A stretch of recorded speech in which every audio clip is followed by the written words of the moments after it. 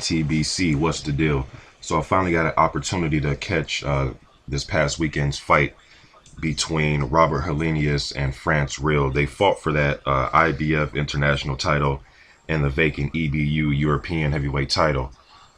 We all know that uh, Robert Helenius was supposed to fight Erkin Tepper. Erkin Tepper had to step out of the fight because he was injured. Then they put his stablemate in there, Franz Rill, undefeated young prospect. Rill fought as best as he could. You know, he hasn't really been getting much work. I watched his last previous fight against Plavsic.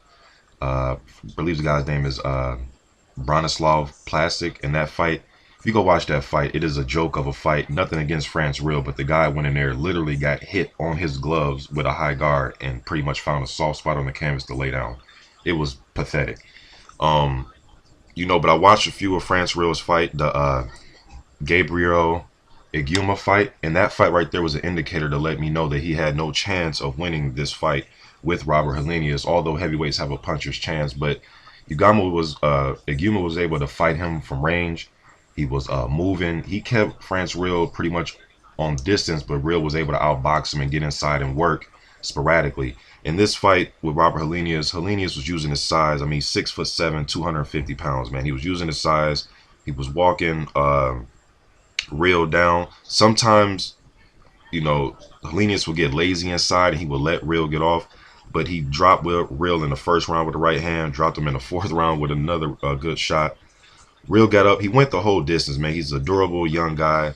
You know, he tried, man, but he was just too small. You know, he was almost trying to fight the same fight as Helenius, but he's much smaller.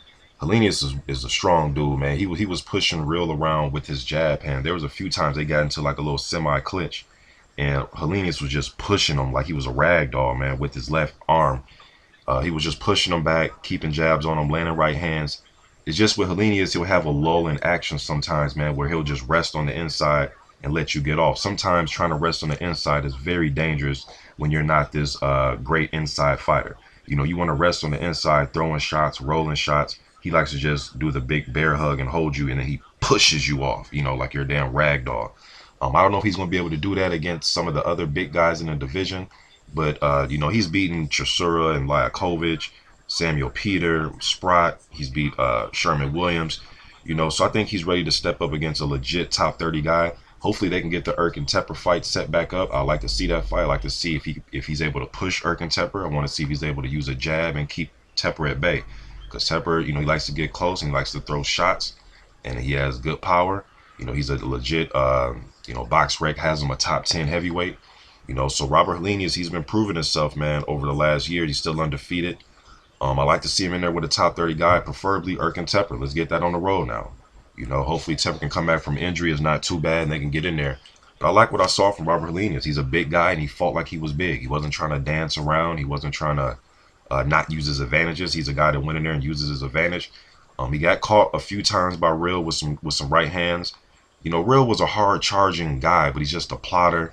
And I think that Robert Helenius has mastered the way to fight a plotter. You know, he was able to control Samuel Peter with jabs and right hands. He had a split decision with Chisora, you know, but for the most part, I thought he was able to handle him well in that fight. His weight is kind of fluctuating. You know, I know he's 6'7".